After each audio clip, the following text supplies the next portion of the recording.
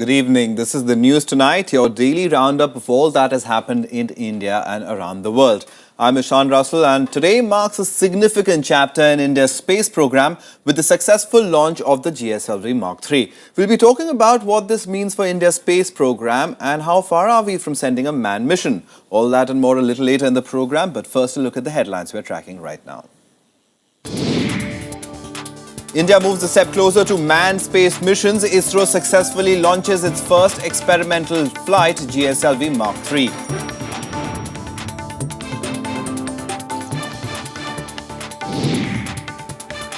Stalemate continues in the Rajya Sabha for the fourth consecutive day. Government and opposition trade charges over the issue of conversions.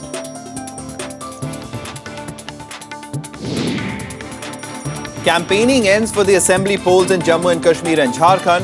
Final phase of polls to be held on the 20th of December, that's Saturday.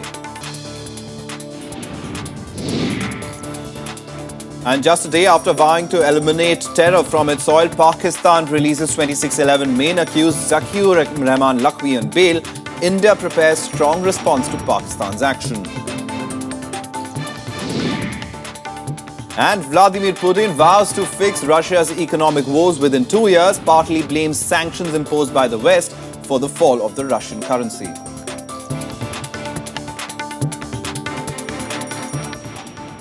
Well, India today moved a step closer to sending a manned mission into space. ISRO added another feather to its cap with the successful launch of its first experimental flight, GSLV Mark III today. Now, the launch paves the way for India's first developmental flight that will come into force in another 2 years. That's one, that's two. So expedited and safely cleared the umbilical. Less than 3 months after launching its maiden Mars mission, India successfully launched its heaviest rocket, GSLV Mark III, on Thursday. It's significant because it carries an unmanned crew module called Crew Module Atmospheric Re-entry Experiment Mission, taking India closer towards realizing its ambition to send humans to space. The performance of the two solid stages S200 as well as the liquid core stage L110 was as expected. We also had another experimental module in this mission, that is the unmanned crew module test to understand the re-entry characteristics. That also has worked extremely well. Weighing nearly 630 tons, the GSLV Mark III is capable of carrying communication satellites weighing as much as 4,000 kgs, reducing India's dependency on foreign launchers for sending heavier satellites into space.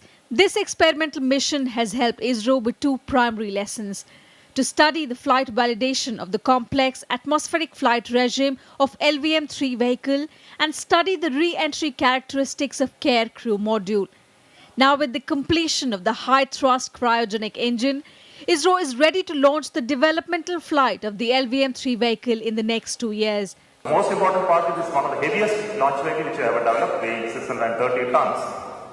The technology criticality in developing this vehicle is in putting two big boosters of S200 class as its strap-ons, which puts very tight requirement of controlling its differential thrust and its delay in performance, which we achieved so beautifully in this mission. Scientists say successful launches like these will help put India on the global map and boost Indian space research.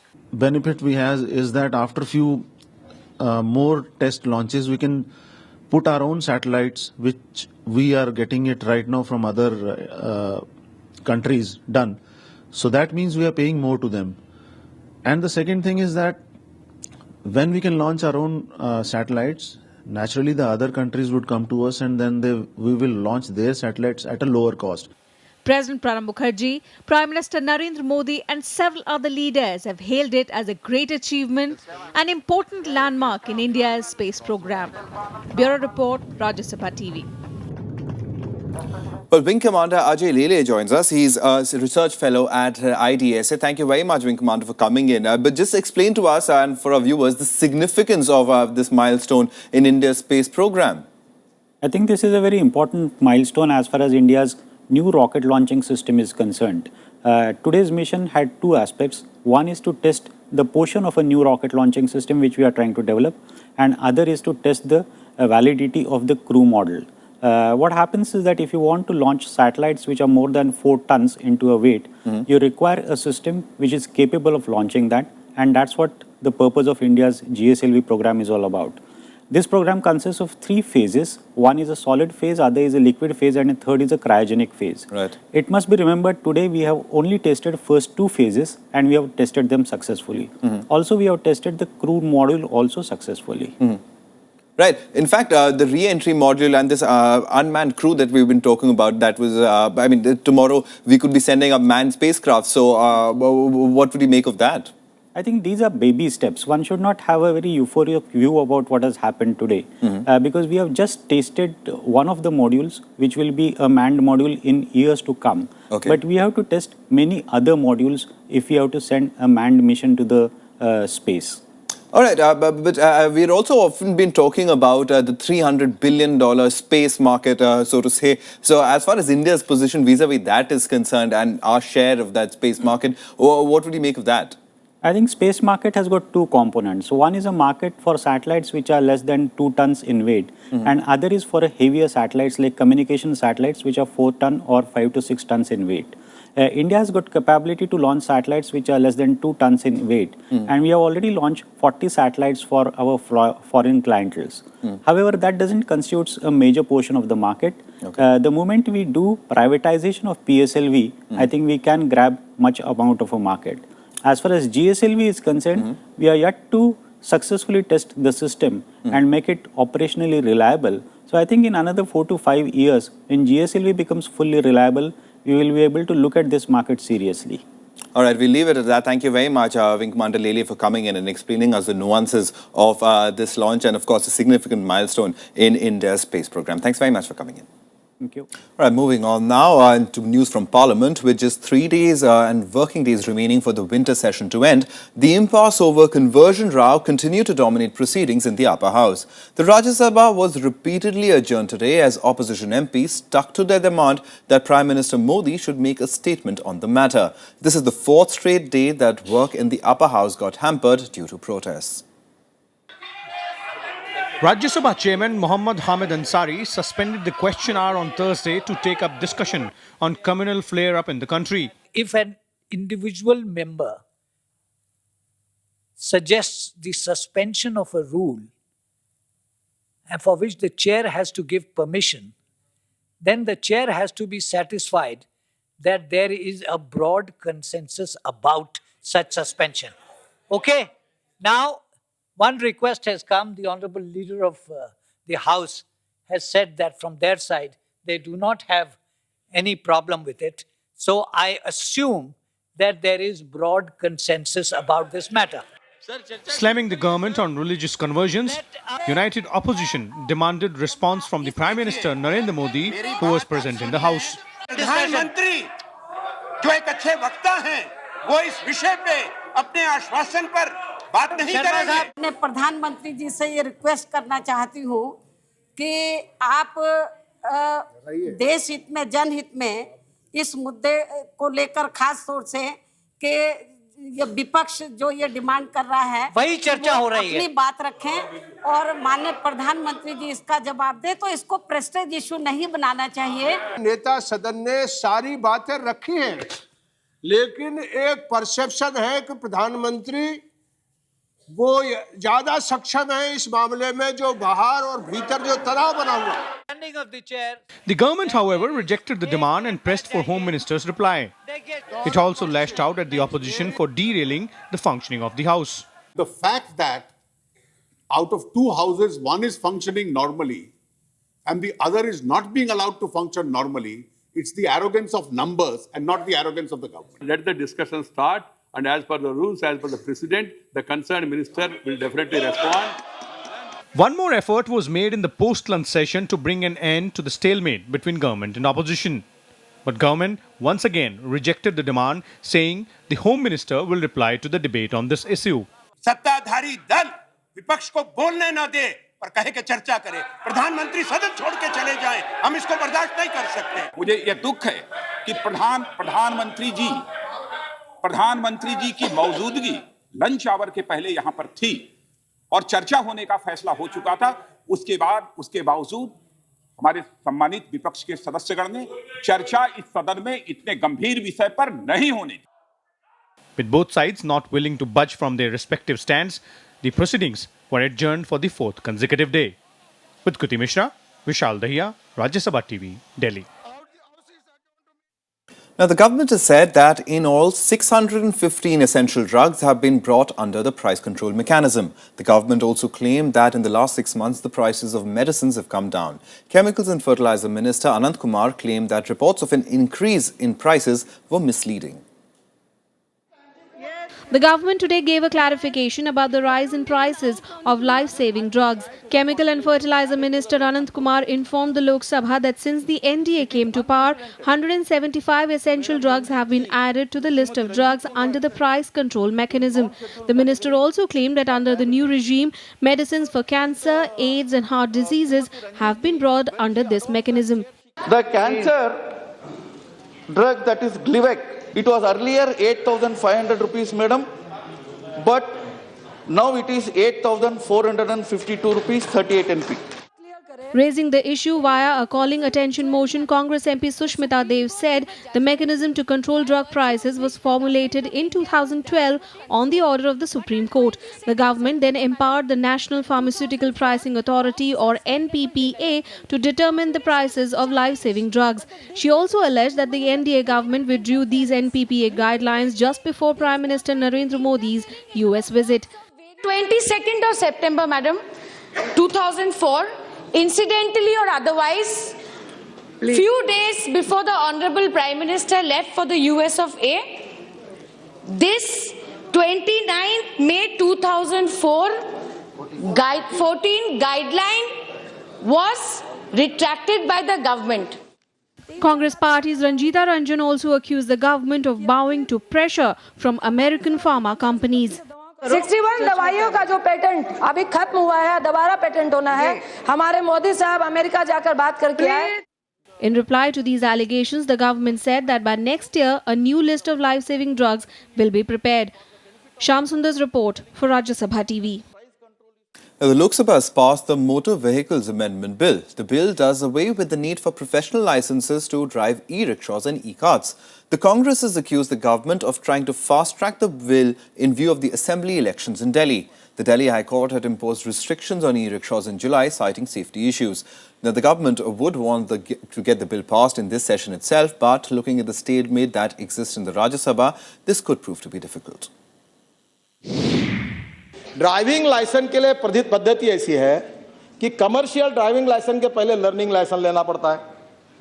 Learning licence के बाद permanent licence होता है और permanent licence 1 साल लेने के बाद फिर कमर्शियल लाइसेंस यानी ई रिक्शा आप चला सकोगे। तो वो जो बेचारे गरीब लोग हैं वो 1.5 साल क्या करेंगे, वो रोजी रोटी कहाँ से मिलाएंगे। इसलिए मैंने सुधार किया है कि आप एक करिए कि 10 दिन का ट्रेनिंग आपको मैन्युफैक्चरर देगा या एसोसिएशन देगी और उसके बाद में आप लाइसेंस मिलेगा और आप इसको चला सकेंगे ताकि गरीब आदमी की रोटी हम नहीं छीन सकेंगे। Now, after its clearance from the Union Cabinet, the government is set to table the Goods and Services Tax Bill on Monday. However, Minister of State for Finance Jayant Sinha conceded that it's almost impossible to pass it in this session. GST provides a major taxation reform by introducing a national sales tax that will replace a myriad of overlapping state duties that deter investment. Now, the bill will be debated in the budget session of Parliament in February. Since the bill seeks to amend the Constitution, it needs to be cleared by a 2/3 majority of both houses of Parliament. The government will face no problem in Lok Sabha, where it has huge numbers, but it is in a minority in the Rajya Sabha and will need the opposition support. The proposal will then have to be cleared by at least half of the country's 29 state legislatures. The bill will be introduced in this session. However, we will obviously not be able to have a discussion on it, nor will we be able to pass it in this session. But we will start the process of discussion, and at the same time, obviously in the next 2 or 3 months, whatever the details are that need to be further refined and fine-tuned, we will obviously continue to work in that. More news and updates from around the country. This is Nationwide. The Supreme Court today extended the bail of former Tamil Nadu Chief Minister J. Jayalalitha by another 4 months in a disproportionate assets case. The court asked the Karnataka High Court to constitute a special bench to decide her plea expeditiously within 3 months. Jayalalitha has challenged her conviction in the case along with 3 others by a Bangalore court. All 4 convicts in the Ellen Mishra murder case were handed a life term by a Delhi court today. The former railway minister was killed in a blast in Bihar's Samastipur railway station 40 years ago. The 4 convicts were also held guilty for possessing hand grenades under the Explosive Substances Act. The court also directed the Bihar government to pay a compensation of 5 lakh rupees each to the legal heirs of Mishra and the 2 other victims who died in the incident. A militant was killed today in an encounter with security forces in Kupwara district of Jammu and Kashmir. Security forces launched an operation following information about the presence of militants there. The attack comes just a couple of days ahead of the 5th phase of polling in Jammu and Kashmir on Saturday. Well, some election news now, and it's a final curtains down on campaigning in Jammu and Kashmir and Jharkhand ahead of the 5th and final phase of polling on Saturday. As the 5th and final phase draws near in Jammu and Kashmir and Jharkhand, let's take a look at the figures on the ground and what's at stake in this round.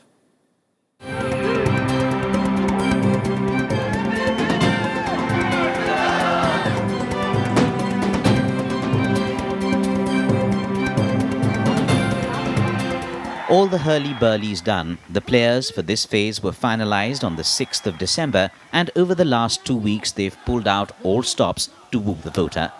Once again it's over to the Election Commission and ultimately the voter who has the final say. The remaining 20 constituencies of Jammu and Kashmir go to polls in the 5th phase, which includes 4 seats in Rajouri district, 5 in Kathua and 11 segments in Jammu. Some 18.2 lakh voters are eligible to cast their franchise in this phase. 213 candidates are contesting for the 20 seats. 14 candidates contesting in this phase have criminal cases pending against them. The 5th phase is seen above all as critical to the BJP's Mission 44+ and its poll dreams for Jammu and Kashmir. The party banks on continuance of the so-called Modi wave and the anti-incumbency factor in the region. The Prime Minister and other party bigwigs have addressed multiple rallies in the run-up. For the Congress Deputy Chief Minister and 3-time MLA Tara Chand faces a tough battle this time in Chamb seat in Jammu that borders Pakistan. The area has borne the onslaught of Pak gunfire and shelling as well as flood fury over the last few years. In Jharkhand, door-to-door canvassing to Mohalla roadshows and rallies by local leaders and party bigwigs. The campaign fever that has gripped the state for a month and more over the 5 phases has wound up. 16 assembly segments go to polls in the 5th phase of voting on the 20th of December. These areas are spread over 5 districts of Sahibganj, Pakur, Dumka, Godda and Deoghar in the extreme eastern belt of the state. Some 36.9 lakh voters will decide the fate of 208 candidates in the fray for the 16 seats going to polls in this phase. 59 have declared criminal cases against themselves, according to ADR. Jharkhand has consistently returned a 60% plus voter turnout in all the phases of voting so far. Areas with a high Maoist threat, places like Giridih, Bokaro and Dhanbad, saw a high voter turnout. The state is going to the 4th assembly polls in 14 years since its formation. Bureau Report, Rajya Sabha Television. Well, we'll take a very quick break right now, but lots more on the other side, so stay tuned.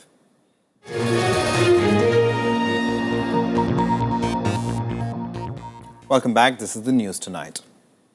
Now, key accused in the 26/11 attacks case, Zakiur Rahman Lakhvi was granted bail by a Pakistani court today. The court's decision comes only a day after the Pakistani Prime Minister announced his government's resolve to eliminate all terrorists on its soil. Lakhvi's bail sparked a strong reaction in India. The centre is working with its mission in Pakistan to prepare a strong response. Zakiur Rahman Lakhvi, one of the most wanted terrorists on India's list, has walked out on bail despite Pakistan's top investigating agency's opposition. He was granted bail by a Pakistan anti-terrorism court on Thursday on a bond of 5 lakh Pakistani rupees. Lakhvi is allegedly the man behind planning and execution of 166 people in Mumbai 6 years ago. The court's decision has left the centre outraged. India has been demanding Lakhvi to be handed over for trial in the 26/11 case. The government is working with its mission in Pakistan to prepare a strong response to it. इस संबंध में अपनी minister Shrimati Sushma Swaraj जो external affairs की हैं, मैं समझता हूं कि उनके द्वारा सीधे इस संबंध में कोई बातचीत की जाएगी और मैं भी उनसे बातचीत करूंगा। तो अभी तो मैं यही उम्मीद करता हूं कि जो भी एविडेंसेस भारत सरकार के द्वारा प्रोवाइड किए गए हैं वो पर्याप्त हैं जकीउर रहमान लखवी को सजा देने के लिए, और जल्दी से जल्दी पाकिस्तान गवर्नमेंट के द्वारा इसकी अपील अपर कोर्ट में की जाएगी। Incidentally, on Wednesday, Pakistan's Prime Minister Nawaz Sharif vowed to eliminate the last of the terrorists left in Pakistan. His announcement came a day after Taliban's ghastly attack, in which 148 people, mostly children, were killed. India questioned the Pakistan government's intent to rein in the terror elements on its soil. The grant of bail to Lakhvi will serve as a reassurance to terrorists who perpetuate heinous crimes. We call upon the government of Pakistan to immediately take steps to reverse this decision. There can be no selective approaches to terrorism. We have been asking for the arrest of Hafiz Saeed for quite some time. As you may know, there is actually a reward from the Americans out for him. He is on the United Nations list. His organization, the Jamaat-ud-Dawa, is banned as a terrorist organization internationally. So Pakistan is in flagrant violation of international law in allowing this man to flourish, to travel, to make speeches. We have given much more voluminous evidence to the Pakistan prosecuting agent. You have failed to adduce that evidence in a proper manner, and that is the reason. Even then, still the time has not gone. He immediately make an appeal to the High Court and cancel the bail.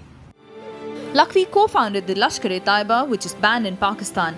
The group's other founder, Hafiz Saeed, also accused by India of masterminding the 26/11 attacks, already roams free in Pakistan.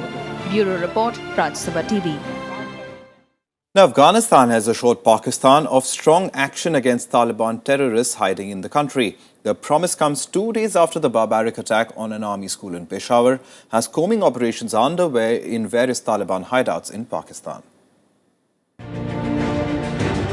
Reaction at last from Pakistan against barbaric, inhuman terror.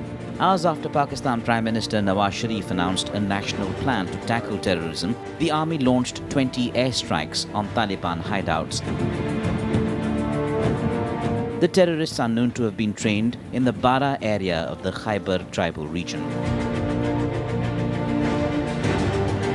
On Wednesday, Pakistan Army Chief General Raheel Sharif had asked Afghanistan to help in the fight back. The Pak Army statement on Thursday reflected a positive response. Afghan President assured General Raheel Sharif that Afghan soil will not be allowed for terrorists' activities against Pakistan, and any signature found in this regard will be immediately eliminated. As funeral ceremonies continue for the killed innocents, their families say life will never be the same again. I don't know. I often close my eyes and see blood everywhere, like the firing and bomb blast. For these people scarred for life, diplomatic efforts and vows of justice and reprisal remain words in the distance. All they know of it is a prayer that no one suffers the way they do from terror's ugly grip. Bureau Report, Rajya Television. Russian President Vladimir Putin has vowed to fix the country's economic woes within 2 years. In his year-ender news conference in the face of the falling currency, Putin exuded confidence that the plummeting ruble will recover and also promised to diversify Russia's gas-dependent economy. Putin was also critical of the West and in particular the United States. A confident Russian president walking to the podium to a round of applause. Displaying strong emotion, Putin hit out at the West, accusing it of trying to destroy Russia. However, he acknowledged that Western economic sanctions was just one factor behind the country's economic crisis. He admitted that a key reason for the ruble's recent fall was the nation's failure to ease its overwhelming dependence on oil and gas exports.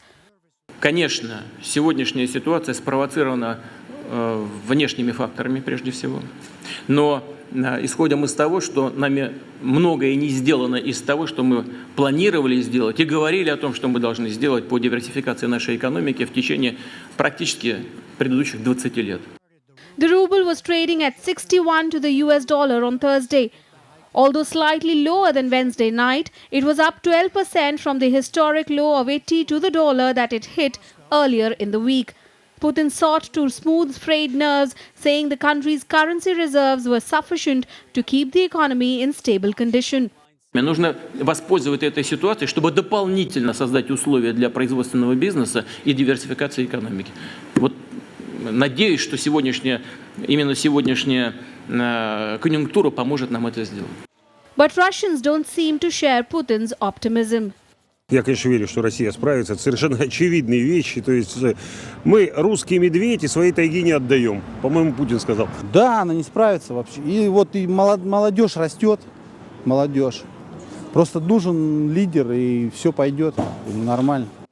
Despite his anti-Western rhetoric, Putin urged a political solution for the Ukraine crisis. He also held out hope for normalizing ties with the West, saying that Russia still hopes to expand its gas supplies to southern Europe using a prospective gas hub on Turkey's border with Greece.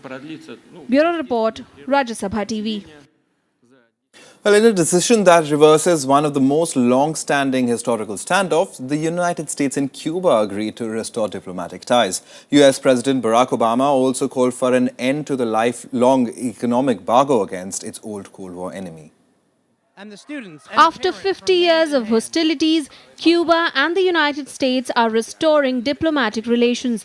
In a nearly hour-long telephone call, President Barack Obama discussed the changes with Cuban President Raul Castro on Tuesday. I want to begin with today's wonderful news. I'm told that in the Jewish tradition, one of the great mitzvahs is Pidyon Shivuyim. My Hebrew is not perfect, but I get points for trying. But it describes the redemption, the freeing of captives. And that's what we're celebrating today, because after being unjustly held in Cuba for more than 5 years, American Alan Gross is free. Esta decisión del presidente Obama merece el respeto y reconocimiento de nuestro pueblo. Quiero agradecer y reconocer el apoyo del Vaticano y especialmente del Papa Francisco. The shift was made possible by the release of US prisoner Alan Gross, who was imprisoned in Cuba for 5 years. Cuba is also releasing an intelligence agent who spied for the US and was held for nearly 20 years.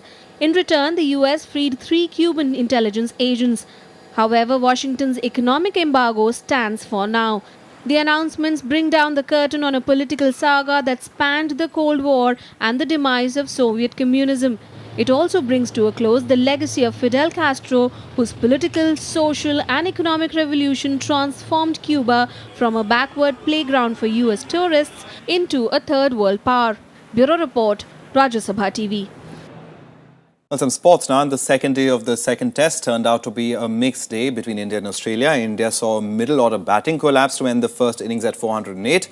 Debutant paceman Josh Hazlewood took 5 wickets, giving 68 runs. In reply, Steve Smith led Australia, fought back with an unbeaten half-century in his first test as captain. He guided Australia to 221 for the loss of 4 wickets before bad light stopped play for the day. Well, that's the news tonight. Good night.